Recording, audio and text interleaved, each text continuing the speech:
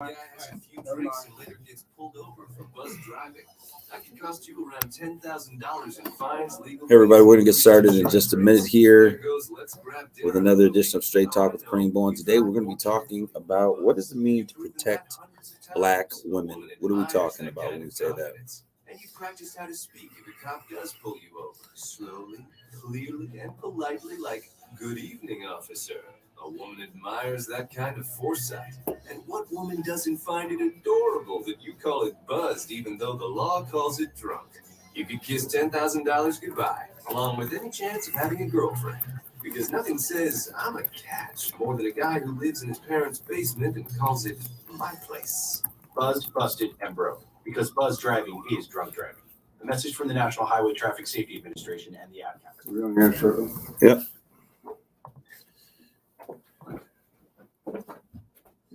COVID-19 is a severe lung infection.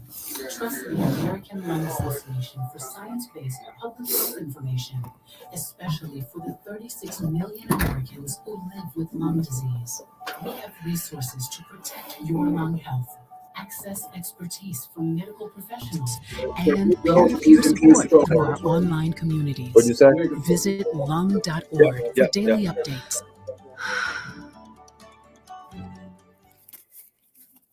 Kiss 107.1 is WTLZ Saginaw with Steve Harvey in the morning and simply the best R&B all day. Take us everywhere. Your smartphone, in your car, to work, or live at KissWTLZ.com. We're Kiss 107.1.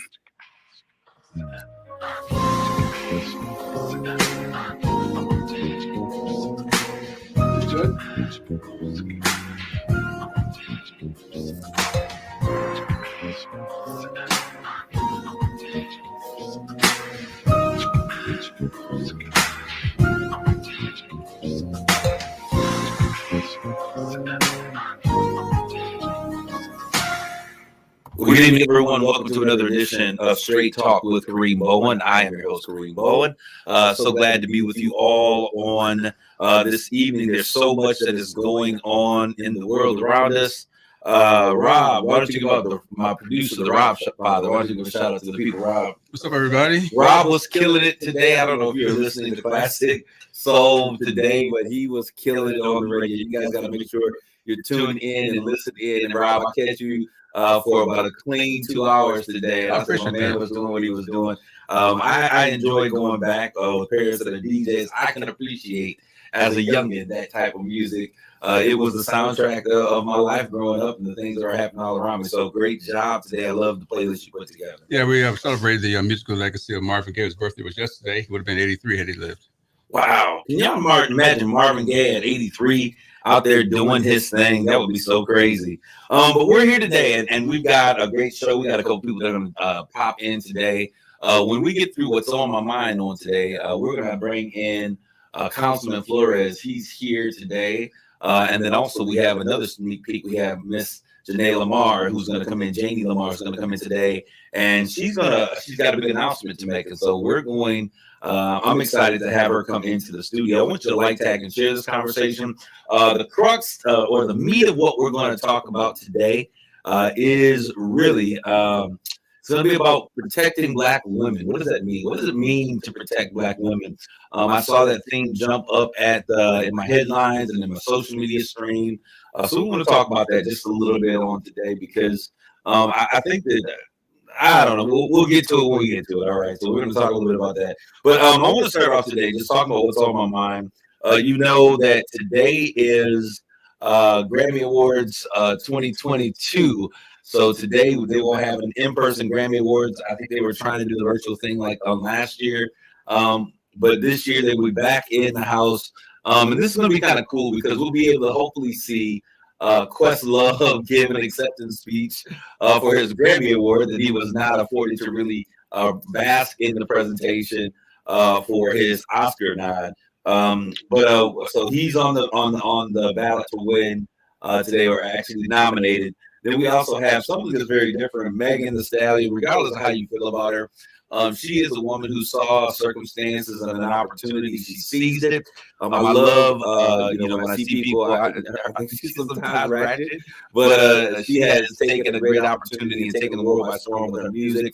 And then also, I think one of the most sultry voices that is out there, Rob, Jasmine Sullivan. She is slated for the big nod on the Grammy stage as well today. And I'm excited about her because when you talk about riffs and you talk about music, that woman has some super major talent. So I'm excited to see what happens with her as she goes on the Grammy stage. So that happens tonight, I believe at 9 p.m. Or 8 p.m. What's this? 6 p.m. So it's happening right now. So the Grammys are starting right now. So we're in competition with the Grammys. Just turn it up. You know the Grammys is not always that exciting. It is not the MTV Awards or any of those awards. But turn it on. Let's see what happens. The last award ceremony showed us that we might miss something when we don't watch. But we'll get to that in a minute because we are going to talk about the slap heard around the world that so many people have called it. We're going to talk about it. We're going to talk about it in a little different context. We're going to talk about what does it mean to protect Black women, because that's one of the things that I heard come out of that conversation. And I just want to understand what it means and what are people talking about when they say that. So anyways, also, the NCAA tournament is in full effect. I don't know if y'all watched it last night. Rob, are you a basketball fan? You're not a big basketball person? No, I don't watch sports that much. All right, we're going to put you and Joyce on the same island together. No, I watch hockey, I watch soccer, but no, I'm nowhere near Joyce. Not nowhere near Joyce. I told Joyce, and this is no shot. That's my girl. I haven't watched football. She said that she knows nothing about sports. So we get you some, everything about sports for dummies. Just give you the cliff notes so you know what's going on. So you're not screaming touchdown at a basketball game. But the NCAA tournament is, hey, we're here, y'all. Last night in the Final Four games, the first game was kind of but that second game, if you were watching the Dukies and North Carolina, I was praying to everything that I could possibly muster up, asking for favor on that game. I wanted North Carolina to win. I've never been much of a Dukies fan. But hey, it was a great game, phenomenal game. Two teams came together. They were obviously ready. They understood the assignment. They came out to play ball, and that they did. It was so exciting. And so they're going to be playing tonight, not tonight, but tomorrow night, the big championship game. Man, Rob, it brought back all of the memories back from 2000, 1999, and 98 when we were traveling with Michigan State Spartans. Jay Rich was playing, and we were going from city to city, tournament to tournament, all over the place. And we had that one shining moment in Indianapolis when Michigan State won the championship in 2000. It was such an electric time, and this was the first time in a long time that I actually watched and got, kind of did the bracket deal, watched the game, saw what was going on. It was the first time in a long time that I actually went out and did it. It was so much fun, and it brought back so many memories. I am hoping wishing both teams well. I really don't have a dog in this fight. So North Carolina, Kansas, may the best team win. Play some electric basketball. That game will take place tomorrow, Monday at 9:20 p.m. It's the championship game, y'all. March Madness. We used to be March Madness. Now they try to be PC, so it's March Magic, which I think is kind of crazy. I want to go back to Madness. But anyways, that's another story. But anyways, also on my mind, I want to give a shout out to all those councilmen and women that showed up. We had a First Ward community. Everyone that was in the First Ward that was a part of this new zoning change that was to take place, that was approved by the City Planning Commission from 2nd Street to 10th Street between Washington and I think it was Farewell. Those streets, which the Potter's Church, my church, happens to be right smack dab in. We had a great meeting on last Friday, April the 1st at 5 p.m. Probably 40, 50 people that were in attendance for that particular meeting. It was such a great meeting. We had food that was donated and provided by Mr. Pugh. Thank you, Mr. John Pugh. He's one of my community heroes. But we talked about the history behind the Green Zone. We talked a little bit about how it got to where it was and the fact that there were so many people opposed to it and what that designation as a green zone meant, and how it meant that people could not get approval for loans because it's a green zone. They could not make improvements in their community. It was a green zone. No business could go in there. It was a green zone. And now there's been a changing of that designation that the city council will be voting on. We thought it would be this coming Monday session, but I think there's a 30-day period that has to happen. And I think that they're going to be just shy. So I think the actual vote for this is going to take place 2 weeks from this coming Monday. I will definitely keep you informed. I shall be at the meeting on tomorrow, making sure that people are keeping honest to what they said. But we had 5 council persons in attendance. Asish, that's his name, I think it is. Copeland, Williams, and Sylvia and Bench. All right, George Copeland and Reggie Williams and Monique Lamar Sylvia and Eddie Bench. They were all there to share their perspectives, reading through the zoning information, how the change in zoning changes or challenges the community, or what it does in terms of how it impedes the community or how it benefits the community or the area. So there was resounding no. For those of you who are there and you're listening, if you could not attend and you're interested, the community said, hey, we don't want this in our community, not this way, which also means that if there was a variance to take place, meaning that they were going to be able to do something to their homes, they would also be stuck with paying that $500 variance. But there's some other things that we need to do, because I think that when a community is in the situation that it is, like over there on that north side of Saginaw, yes, we understand the culprit in this whole thing and how it got to where they were with the leaving of General Motors. That community didn't just decimate itself. And then in the words of Annie Bench, one of our councilwomen, she said the green zone decimated this community. And so there is a need for the R word, Rob, reparations for that community.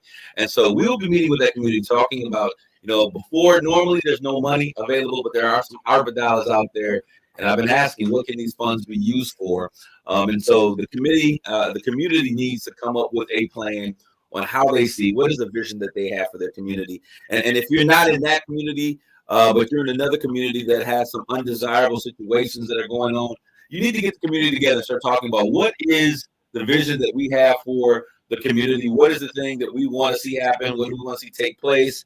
And in that process, you will then begin to grow and as a community build consensus and be able to establish some great things for your community and get people involved. All right, so I'm excited about what's taking place there. I'm excited about the communication.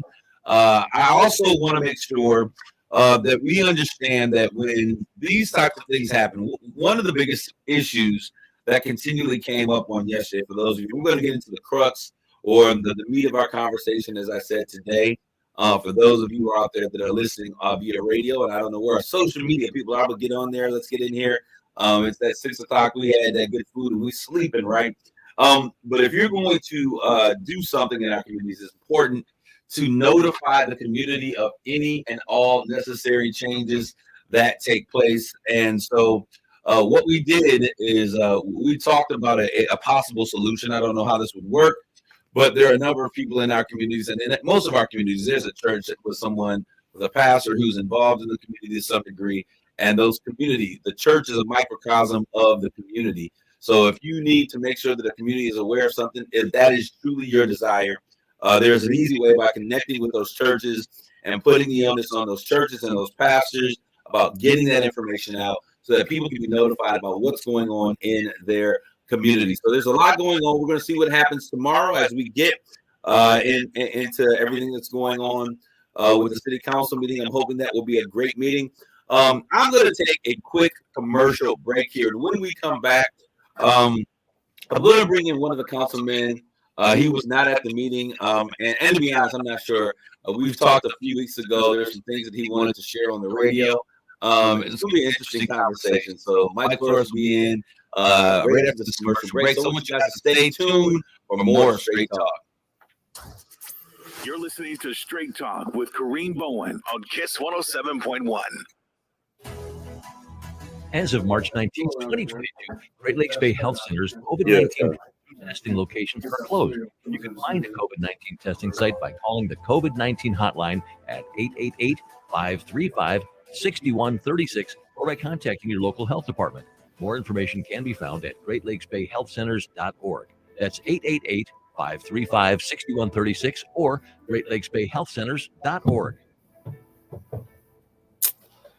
We're planning a trip to Spain later this year. But our Spanish It's pretty bad. So we're using Babbel. Babbel's conversation-based method teaches you real-life words and phrases and interactive bite-sized lessons. You'll remember what you learned. There's no easier way to learn another language. Ahora vamos a español. He just said now we speak Spanish. Babbel, language for life. Now try Babbel for free. Just go to Babbel.com. That's BABBEL.com. RocketGrabPlus.com. Why are you paying full price when you know that you can save money at RocketGrabPlus.com? You can check out our deals right now at Salon Blue Day Spa and Boutique, 120 Fitness, Uplift Creative Center, Woody's Hot Dogs, Wonder Burger, King's Fish and more. Rob, I'm gonna have her come in after Half off? after he's done. Okay. RocketGrabPlus.com. RocketGrabPlus.com. Listen to this station anytime, anywhere on Odyssey. Odyssey is your new audio home for all the music, news, sports, and podcasts that matter to you. Odyssey. That's AUDACY. There's never any FOMO with the iHeartRadio app. You won't ever have to miss out on your favorite shows and contests with this radio station again. Radio 24/7, 365. We're here when you want us. Stay connected and listen anywhere when you download the free iHeartRadio app. You're listening to Straight Talk with Kareem Bowen on Kiss 107.1. Hey, this is Kareem Bowen. We're back with more Straight Talk. I'm glad to have you guys with us on today. Just a quick recap. We are in the studio. Today's conversation will be, what does it mean to protect Black women? I saw that come up. We're going to talk about that a little bit after this infamous slap that was heard around the world by Will Smith against the assaulted Chris Rock. So I want to give a little bit of time to talking about that. What does that mean, that thought process, that we're here to protect Black women? And in addition to that, what are we saying as it relates to, the images that we're seeing and how that plays out? So giving you an opportunity to get involved with that conversation as you tune in here. And I just realized that we are actually private mode in our social media viewing. So our people are probably wondering where in the world is the show. So we released you guys to get involved in the conversation. Now you can get here. But I have with me right now Councilman Michael Flores. He's with us on today. And Mike is here. So I want to I'm not really sure where this direction of this conversation is. There's some things that are kind of on his heart that he wants to share. So we're going to give him an opportunity to do so. Mike, what's going on, my man? Hey, how are you? Doing well. I know a couple of weeks ago when we initially had a conversation, you were saying that you were interested in coming in and talking about some of the things as it relates to ARPA and those things of that nature. So where are we at in the wonderful world of ARPA? It's all held up in committee. So we have a lot of time to kind of digest what's going to be happening with them. Okay, so with us, held in committee meeting that there was an ad hoc committee that was formed. Yeah. 15 individuals. 15 individuals. Which I'm still going to say that I did apply to be on that committee. And I was told that I was declined because I had a water bill in the city of Saginaw. And I had not lived at the residence. And this water bill came up in 2014, I guess. And I had moved out of the city at that particular time in 2008. This was not associated with me, it wasn't my name. But after the committee was formed, then they removed that and said that they were going to take care of it. But there was no consideration given to putting me back on that committee. I'm just going to throw that out there. I did speak to the powers that be on that committee, and I was told that the committee was formed even before I turned in my application. So it is, I don't know if I was asked to fill out an application to make it look good, but I put all of my stuff on there too, all of my experience and working in committees and things across the country. So, but that's just me getting off my soapbox. Here we are. So, Mike, so tell us, we're caught in committee. Is there something that the community that needs to know, maybe in particular, as it relates to what's happening with ARPA? Why are we caught in committee? Why are we at a standstill? Well, I mean, because we decided that we're going to have this committee look over different proposals. We had about 43 total. I think it's somewhere around $49 million worth of proposals. And then also we have Guidehouse, which has been, and that's minus the city staff. They had $39 million worth of proposals. So that's the city staff?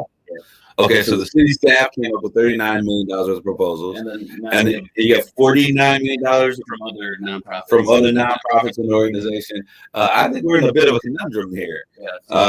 In addition to that, and this is something, and I hope that the city is more clear about where they are and what this means. And what I mean by this is there are some things that we can do that have the ability to bring clarity to situations. One of those things is, and I've heard the conversation taking place, is that part of what people are not talking about and are not clear about is that we keep saying that there's $52 million for us to do things with. Yeah. But the reality of it is any loss that the city may have experienced has to be also taken care of out of these dollars. There's a revenue loss calculation. With the final rules that came out, there was a cap at $10 million.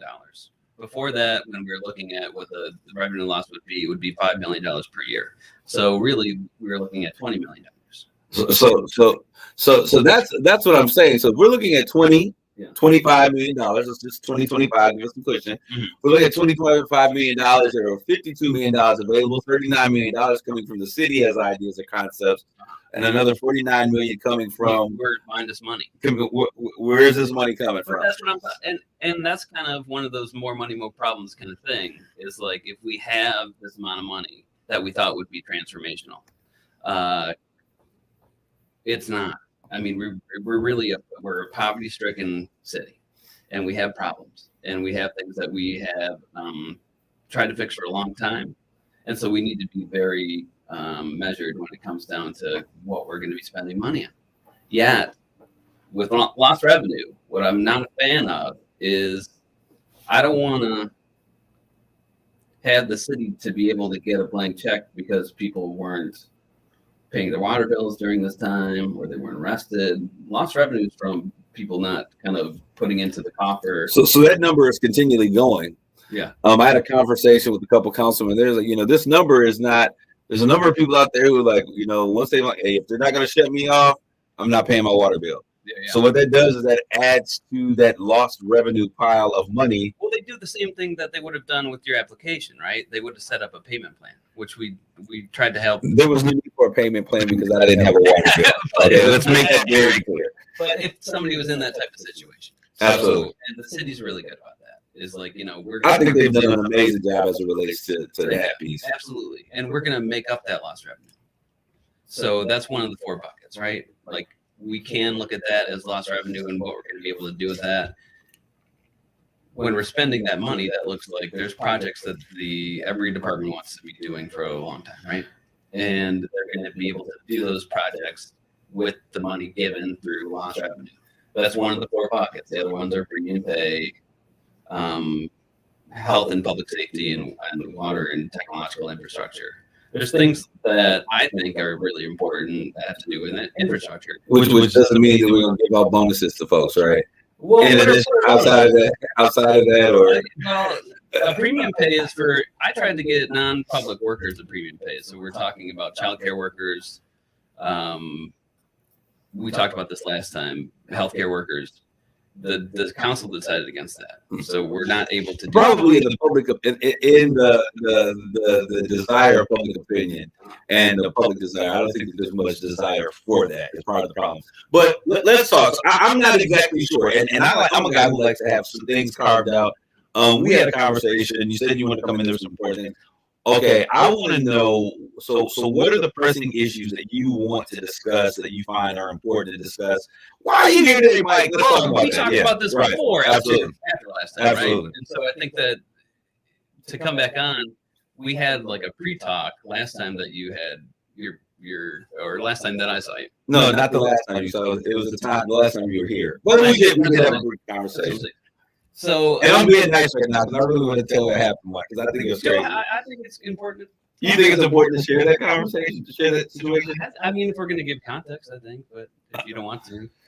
No, it's not that I want to. I'm trying to be polite on today. Okay, Mike and I, we have an interesting situation that goes because I think technically, I think Mike is a good dude.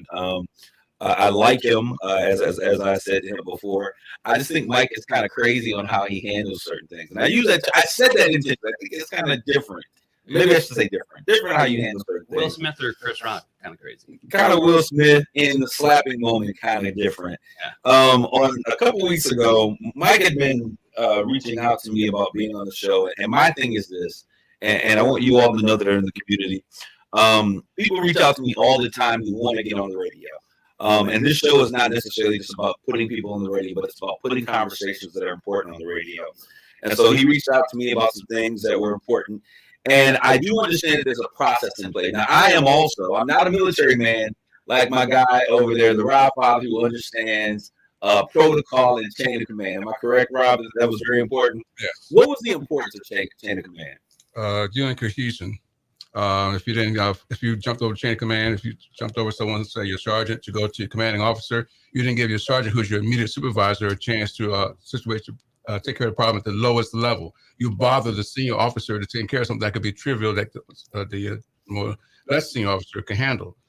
So there's a process, and so it's like if your father was head of the household and your mother said, get permission from your father, the father's the head of the household, the child can't go straight to the father to ask for permission. To the father, she should go to the mom first. Then mom can handle it, and then if mom needs to, she can go to the dad. Okay, he just gave us a real Huxtable 1965 kind of perspective. I'll put it down in layman terms. No. I think people understand what you're talking about.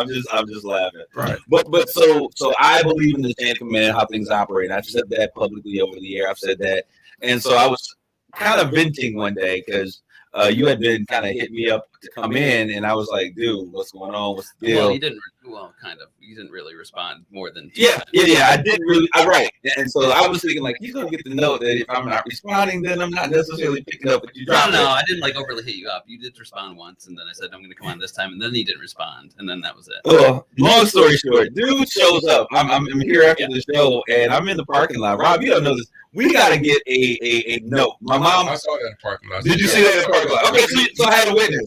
All right, so yeah, my mom once said to me, she said, "You talk so much and you say what you think that you're gonna come out of that studio. People will be waiting for you outside the parking lot." And that's exactly what Councilman did. And so I left out of the parking lot. Now y'all know I'm not a because small my dude. grandma said at one time, if somebody says anything other than your name, they're probably talking about you. Okay, so I didn't say his name, and so I just alluded to. As a matter of fact, I thanked Rob. As a matter of fact, for being in the room and giving me the wisdom not to say anybody's name, not to throw anybody under the bus.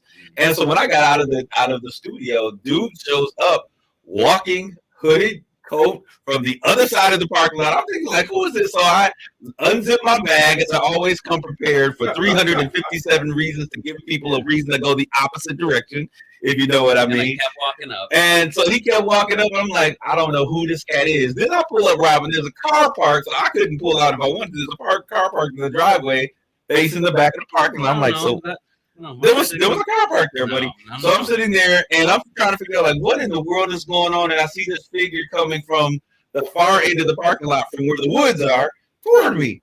And I'm like, okay, this is some crazy stuff. Like, who is this? And we about to have a confrontation.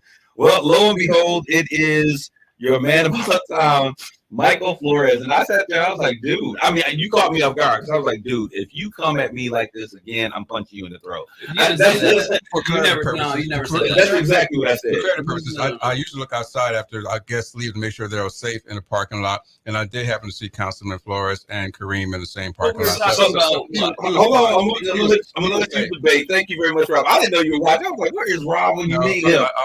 Thank you, my guy. So somebody's looking. Y'all thinking y'all can walk up on a brother. I'm prepared to handle business, and I got Rob, who's a good 6'2", good 220. He's a solid guy. Formal ring. Hey, don't play with us. But anyways, so you came up, and I was just kind of like, this is the councilman. Like, dude, like, what is going on? And we had a conversation. But I'm going to tell you what I appreciated after the crazy, because that was kind of crazy. Don't ever do that again. Yeah. After that, we had a conversation. And I told you, I respect your grind. I respect your hustle. But I think that it would behoove you, if you were operating a little bit different. And one of the things, and those who are listening here on the radio, one of the things that we can say is that we don't want to look like the city of Flint or the former city of BB or councilmen or township officers or whatever. Where they're where they're fighting and they're not getting along. And so I respect the process. And so if there is an ad hoc committee, and they have their role, and that committee then gets it to the city council. Let's do these things as a cohesive unit, and that was my thing. And so that's where we were. So if there's any part of that story, I want you to correct it, because that's what happened. But you share me anything that's a little I don't bit. think you told me you were going to punch me in the throat. Oh, anybody who knows me knows that's my favorite line. What I'm get frustrated about is the fact that we have so much going on in Saginaw. Okay. Where it's not one single person or 3 people not getting along or 2 people not getting along. We spent 6 minutes talking about this? Absolutely. And it's just like, that's not even worth our time. No, it is worth our time, because I think councilmen, people want their councilmen to act like councilmen. And you've been elected by the people to run it, to do a job and perform with excellence the job that you're doing. But this is what I'm saying. Sometimes the message and the work that you do can be thrown off by your tactics or the manner in which you operate. Yeah. Sometimes it's not what you say, but it's how you say it. Well, I can't change who I am. You know what I mean? But we can work on those things. We can change who we are. People evolve. Yeah, absolutely. And if there's not an issue that's going on with the agenda, then I have no problem with the agenda. Okay. But if there's something that's going on, just like the rezoning, I thought it would behoove us all to take a step back, take a minute, probably hear from other people, and see if we can come up to some different type of understanding. Or given the types of allowances that we've been giving through the ordinances, have another meeting. It says in the ordinance that Absolutely. the city council is able to have additional meetings. And why weren't you at that meeting, Mike? I was in Detroit. Okay. I was watching Amber Mark, everybody. She's super good person from New York City. And what does Amber Mark do? She's like a soul singer. Okay, she's You a gotta soul check her singer. out. I don't know. I'm going to send you some stuff after. So what I'm saying is this, and thank you, Rob. Rob he wrote the word perception. Yeah. Perception for many people is reality. Okay. For sure. Oh, all the time. So you coming across that, this show is over at what time? 30 minutes. 30 minutes, 7 o'clock. Yeah. So this was before we hit daylight saving time. Yeah. So no, it's still light out a little bit. It was right. But what I'm saying is, dude, I need you to understand the dynamics of this situation. Mm-hmm. And you have individuals in the community that voted for you to be here. Yeah. You don't want to come off as the stalker councilman. I'm not stalking. But hear me out, bro. Hear me out, because you came in my inboxes. I did not come in your inbox. Mm-hmm. And then before I could respond to you, I came in, you were on Joyce Harper's show, and I was like, oh, good, he gets his point out. And then I come out after saying, I would like for people in our community to walk through and to talk about what's going on. They're on here. Then I think it's important for you to work as a team. That's what I was telling you. For sure. And so I was saying that on the radio, and I did not say your name intentionally because I didn't want to throw anybody in the bus. Then I see you walking from the other end like the Grim Reaper. So what I'm saying is we this. talked about were the implications that you talked about. Absolutely. Which was what? That I'm disingenuous, that I'm trying to do this to, you said, climb the corporate Yes, ladder. what is the purpose, right? Because you tend to be on the opposite end of what I would consider acceptable conduct in certain ways. But it's your end. Like, it's the people's end. Dude, who is walking up on people at the end of the night across the radio station? First off, that's not you normal. said it was light. And then I said that there was some light because it's 7 o'clock. I get it. And I did. And let me say this even further, bro. I'm not here because I like you. In here. Yeah. No, because I honestly, in a quick crazy, I like my woman with a little bit of crazy too. Yeah. But and I think that there's something to say for your tenacity. I appreciate that. For sure. But even in me giving you an out saying I'm not even going to talk about it, you say no, let's put it in context. Let's talk about it. Yeah. This doesn't make sense. And so what my thing that I'm saying to you and anyone that has to work with you, you're a solid dude. But I think as a person and as a councilman, as we look at all the issues, and I got real stuff to talk about today, I think that you have to think about how you're moving. And if people are somewhat offended or are taken aback or feel unsafe, then maybe we need to take a look at how you're operating. And it may not be anything, because when I talk to you as a person, like you are, Sue, we can get dap and pound, and I would love to do some things. I know you got great ideas on the horizon of things. So what are some of the things? Let's get to that. I'm going to get past this. What are some of the things that you want to do because I have Jamie Lamar also that I want to get to. She's got an important announcement to make. What are some things that you want to see happen in this community, and where do we need to be focused? A couple things that I want to do. I want to make sure that the ARPA committee is going to be televised just like the city council is. So people are able to, if they have a job or if they have, kids they have to look after, they can't just read the meeting. That's a great idea. Agenda. I contacted the city manager. He said that would be problematic because of the way that the videos are set up, because it's like, I don't know. Give us an audio feed. We'll take audio feed, Mr. Morales. Let's just do an audio. We're fine with audio. We don't have to do consideration of it's not the Oscars. I want to be able to give some of this ARPA money to poor people. Okay. That's I think. And how do you see that happening? Because we're not just passing out checks through nonprofits that have been waiting for a long time through the avenues that have been given through the American Rescue Plan Act bill. It's equity. If you keep reading the bill, all 473 pages, it's equity, equity, equity. Saginaw has an issue with poverty. We have the opportunity of equity. And you talk with any other council member, they'll say the same thing.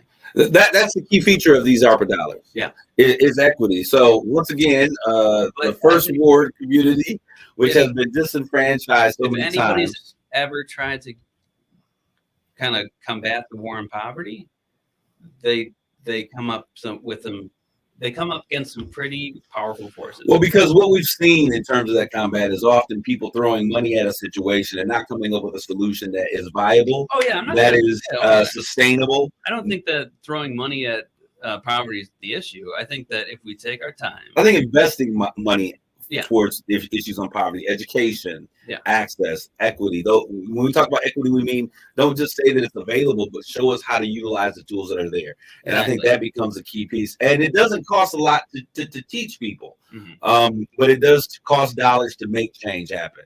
Okay. And so I'm excited about that. I want to make sure that we bring you in again, and we're going to talk. We're going to spend more time on the issues that are important, because I know you got re-election season coming up. I'm not up for re-election. You're not up for re-election. No. Okay, so you're good. I'm glad that you're good, because I would never air this conversation if you were. No. If you were not. And to be honest, I think going back to what we talked about before, I don't have aspirations to go anywhere else. So this is all there is. This is what I'm doing. So if this is all there is, I'll say to you as a grown man, because I made the statement. I certainly will apologize if this is all that you have and there's no aspiration or anything else. But what I see happening is the game of politics. Oh, for sure. And politics is necessary. I think that we have to understand how it operates. Yeah. But people are tired of politics. We have a national government that's not operating because people are politicking. But I think that people need to understand that politics are good for the parties that they represent, but they often impede the benefit that people that need the help are going to receive. But that's what I always say is there's one difference between a politician and an elected official is that politicians look 4 years ahead. What am I going to do next time? What next term? And that's what I told you. That's what I was feeling. I was giving politician and elected officials think day to day. What am I going to do to help somebody the next day? The time span's different. I know that everybody has aspirations as American. Nobody dogs, Vanessa Guerra for it or Amos O'Neill for it. But there's a difference, because I'll tell you the difference though. Vanessa Guerra, Amos O'Neill, I'm glad you said that. Yeah. They are seen doing the work in the community. For sure. They come to the radio station because they have announcements to make about the work that they're doing in the community. Mm-hmm. That's the difference between people who are doing the work. So I think that, and I think that's a great platform and a great image to look toward. Yeah. Let's not get on the radio. We don't have nothing to talk about. Exactly. Well, let's do something in the community that is radio worthy, that we'll reach out to you and say, hey, we want you to come in and talk about what you're doing. I don't have any more time for this conversation because I got another young lady that's out there. I want to say thank you for coming in. Thank you so much. I'll see you outside. I look forward to talking to you. Don't be waiting for me outside, bro. But we have a young lady that's going to be coming to the scene. And as I told you, we wanted to, I focused on our conversation today. That was a necessary conversation for us to have because dude ruffled my feathers just a little bit. But I'm going to have this young lady come in as she's coming. She is no stranger to the community. As a matter of fact, I absolutely love her. She's one of my favorite little sisters on the whole wide world. I've seen her as a young girl. not a young woman, as a young girl, working with her mom, doing community center, new alternatives. We were part of the work that she was doing with her mom before her passing. She is here with me, and this is Janie Lamar. Did I get it? Janae Lamar. I try to get it right, Janae. And I was Janae Lamar. Okay, get it right. Janae Lamar. She is with us today. Janae, give a shout out to our Straight Talk audience. Hello, Straight Talk. I'm so glad to be here.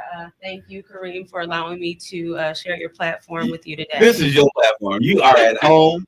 And so you're here today, and I want to get to why you're here. And then I just want to talk about and get to your viewpoint on some things. And we don't want to talk too deep because you are getting ready to do something great. Yes. What do you have going on that's coming up soon that all of Saginaw needs to know about? Not just Saginaw East Side, but Saginaw County needs to be made aware of. Yes. So Saginaw County, I am running for circuit court judge here. It's a countywide race, and Judge Borchard is retiring. And so with his retirement, that leaves open the family docket. And so I want the community to understand that this is not just a general seat that would preside over general circuit matters. I currently practice family law. I have child welfare experience, and that is part of the reason why I decided to run. I am officially kicking off my campaign on April 5th. That's Tuesday, April 5th. At Hoyt Library at 5:30 p.m. It is open to the public, and so that's what's happening on Tuesday. I'll also be hosting a Meet the Candidate petition drive and pretty much just come out and get to know me and my family. That'll be this Saturday on April 9th. I will share more on social media about that. Okay, so this is Janae Lamar for president. No, she's running. Once again, you're running specific. You're running for which judge and which court district? What is it? 10th Circuit Court Judge. 10th Circuit Court Judge. And why this is important is because this is family cases. Yes, family law. And just talking a little bit more about my experience, I currently practice child and family. I do a lot of custody, divorce, and support matters. And so with my child welfare experience, I do think that me having that personal experience with servicing families directly, just a little more meaningful and impactful. And I think that is something that Saginaw County needs.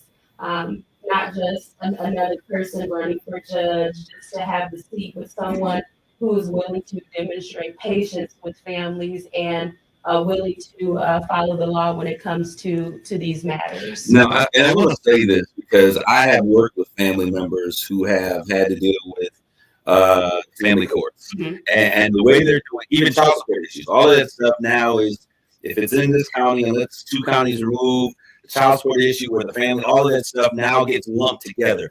So it's important to have a judge who does, as she said, that is going to exemplify patience. I want to give a shout out to Dr. Rick Layton, who's out there, who says congratulations to you. To have that from him, and Deborah Miller as well are saying congratulations. To have someone who understands the dynamic of the community becomes so vitally important. Many of you guys are dealing, you're like, can I get this moved? Nope, you're going to go to the same judge for all of your family court issues from start to finish. And so that means that you now have a face that looks young and vivacious and beautiful. She is well trained, she is talented, and all of those things.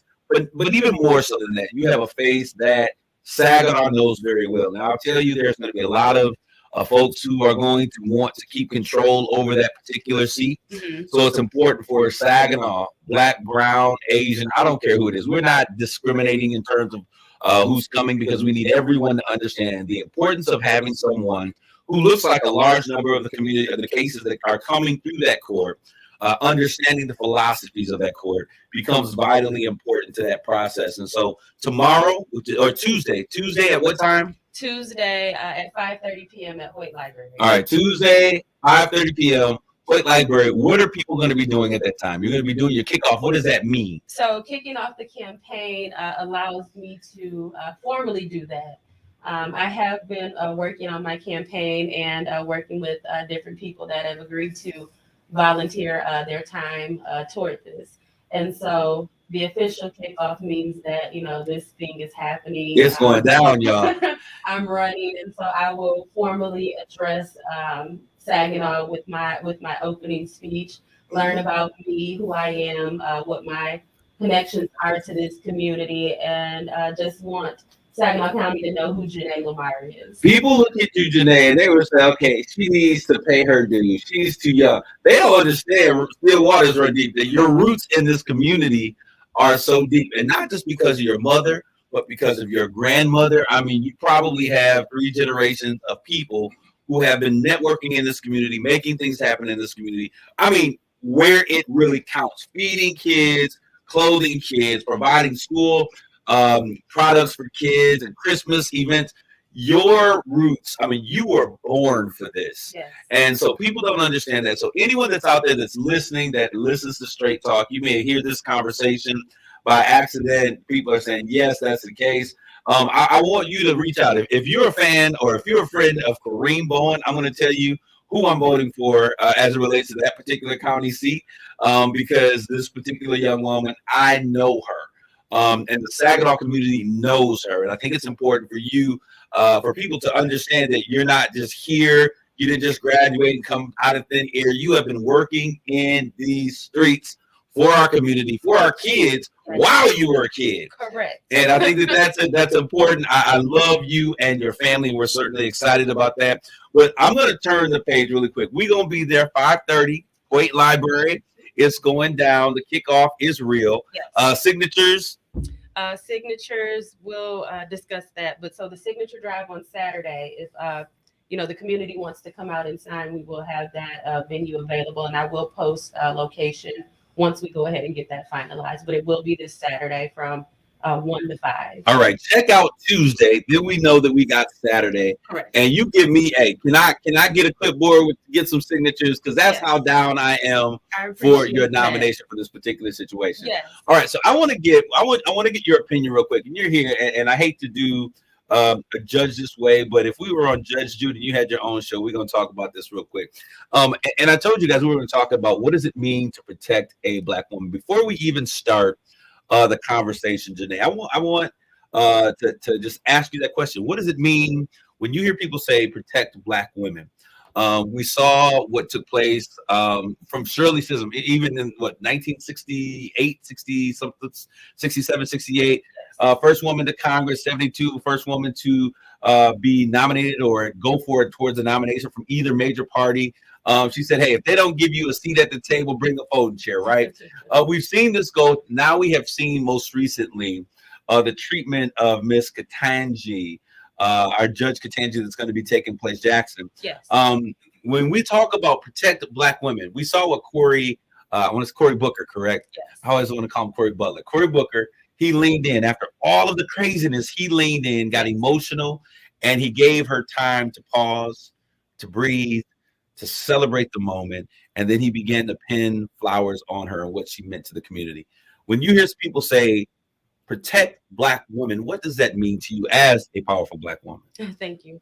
I think that protecting Black women, that means that there's a space where not just Black men, but people all around advocate and support and, keep a safe space for Black women to thrive, for Black women to develop, for Black women to be safe and pursue whatever it is that they want to in life. I know, even going back to issues that women have endured with just voting rights and, being involved in political races, being in workplaces and things of that nature. I really believe that means championing diversity and embracing Black women, embracing everybody, but making sure that there's equality and equity. And so, because for so long, Black women have not been protected. So I get that, and I understand that 1,000%. And I think the confirmation hearings for Justice Jackson is a great example of that.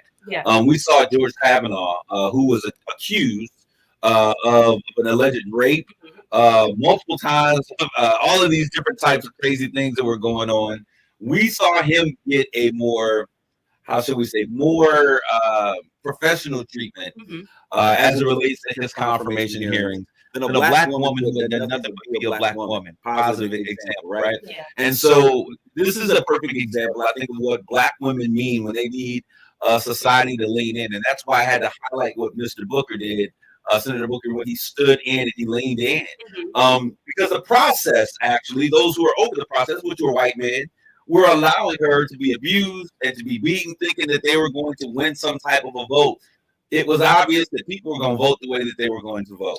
But would we allow that same type of a treatment if Mrs. Jackson was a white woman who grew up as a soccer mom, went on and did some other things? I don't think that treatment would be acceptable for most people. And so I think that it's important for us to understand when we talk about protecting black women, we're talking about protecting them in environments where they operate so that they're not, predated by sexual prowlers, that they are protected in terms of their emotional and mental intellect, that they are not allowed to be abused and to be mistreated, all of the things. Now, I'm going to tell you right now, Big Bro is going to protect you, all right? So no one is going to talk about Janae Lamar. We coming for you, Saginaw. All right, so I appreciate you doing what you're doing and that. And I wanted to start off by saying that way because we all, by now you should be tired of talking about Will Smith and his slap. But it is, I think the thing is that it was something that we could not imagine taking place in the place that it took place on the Oscars world stage. And so when we look at this, and I saw so many people saying this, that, and the other, and of course I gave my 2 cents, and people went in, and someone said something to me that I need you all, if you're out there, I need you to confirm or to clarify. They were like, I love Tiffany Haddish, who I thought I had so much respect for her. She said, I love the way he showed his love by standing up for his woman. They were attacking his woman and he protected his black woman. And then I saw this quote or this hashtag, protect black women, period.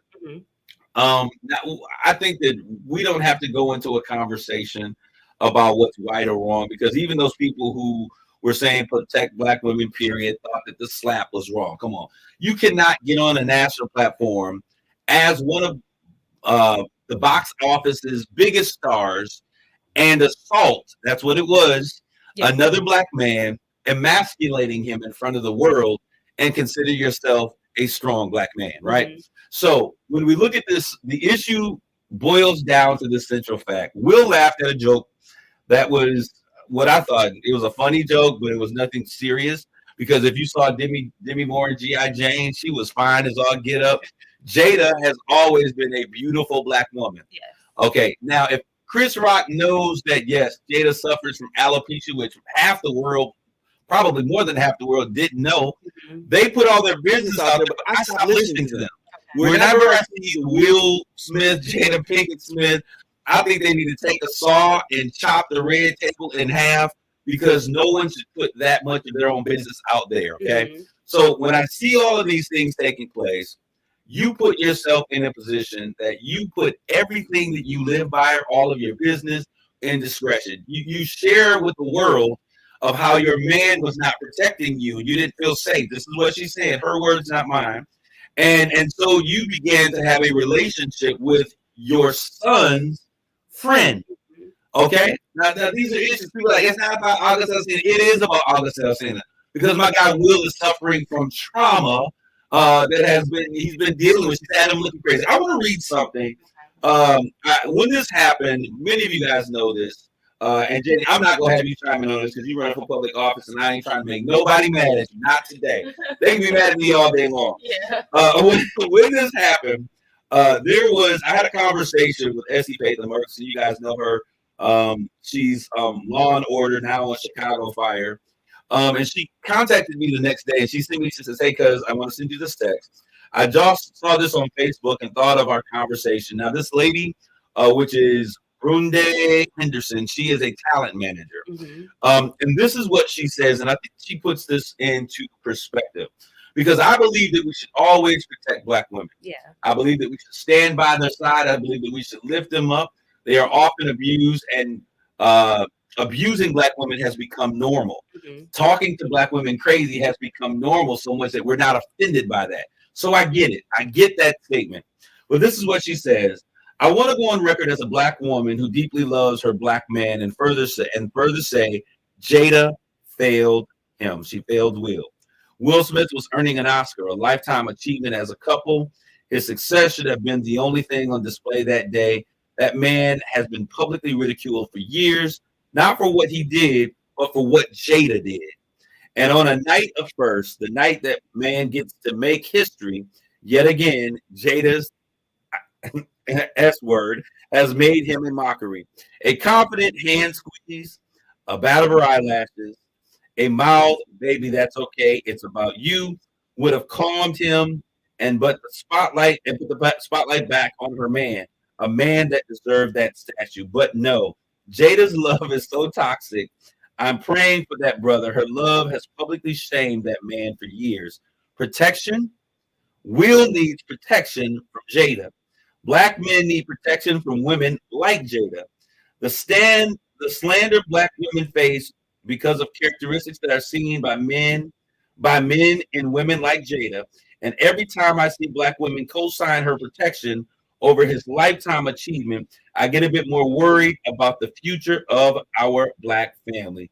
And she ended by the hashtag, I said what I said. Now, this is what I'm saying to y'all, family. And somebody tried to shut me down, like, oh, well, you know, who you gonna put it all on the table for? If you ain't gonna get like, but this is bigger than this, okay? This is you on a lifetime stage. Everyone's not getting Oscars. Will, in all of his #1 box office smash, Ali never gets this performance, never gets this award. And they say that actually, once you get nominated, it is such a laborious process to get through to actually win this award. And so my thing is, Jada was never in fear for her life. Chris Rock didn't come up with a bat over his hand threatening to hit Jada. Now, was the joke insensitive? Only if you know that Jada has alopecia. But my entire life that I've known Jada, she is other than when she was really young with the Inkwell and the Mother movies, starting with Low Down Dirty Shame, what she have? Short, real, like ball fade almost cut with a little curl on top, blonde hair. When I've seen her on her Red Talk Diaries, putting the family business out there, short, blonde hair. So me understanding that her affected by alopecia, nobody understood that. Okay, nobody. Well, I can't say nobody understood. I didn't know that. I'm almost positive that Chris didn't know that, because Chris, for the most part, as Hollywood sees him and people that are around him, understands him to be a good guy. So what was it about this particular? And she was doing a commercial after I went back and saw it about a month ago. She was doing a commercial saying, "Hey, I love I have alopecia. I close my hair off.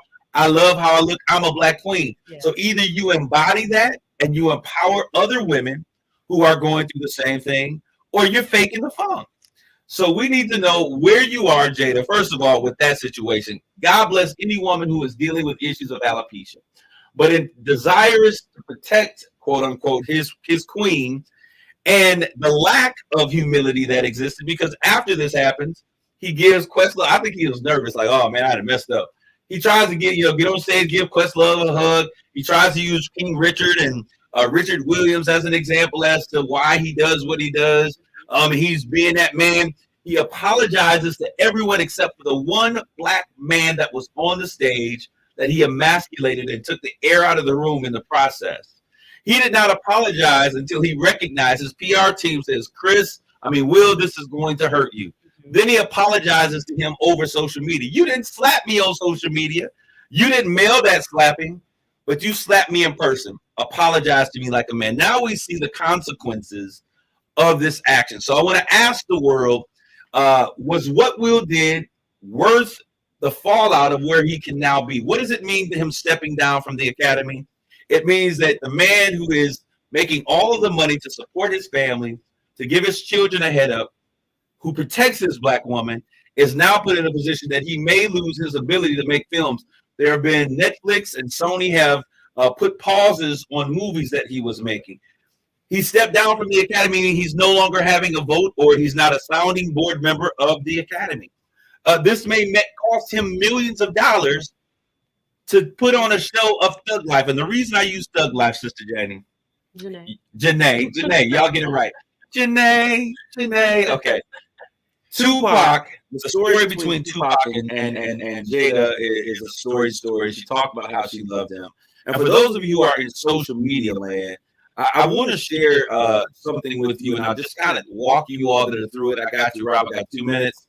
There was a letter that resurfaced that allegedly Willow, Jada's daughter, wrote.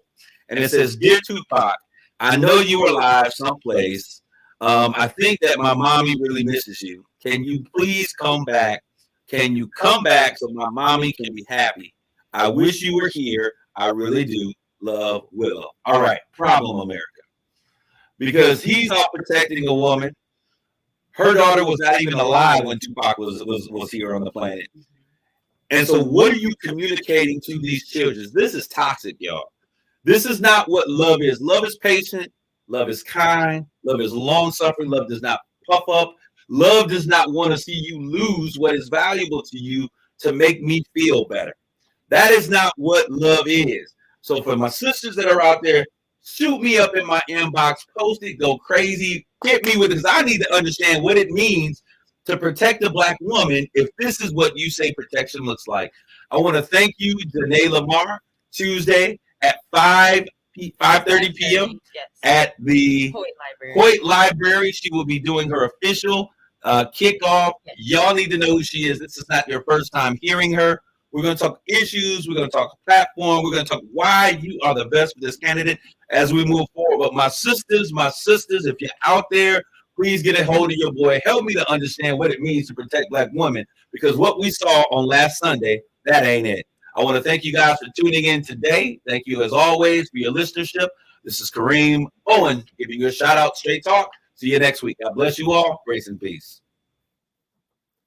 You've been listening to Straight Talk with Kareem Bowen on KISS 107.1. I got you. You let me know. On Straight Talk with Kareem Bowen by the host. It's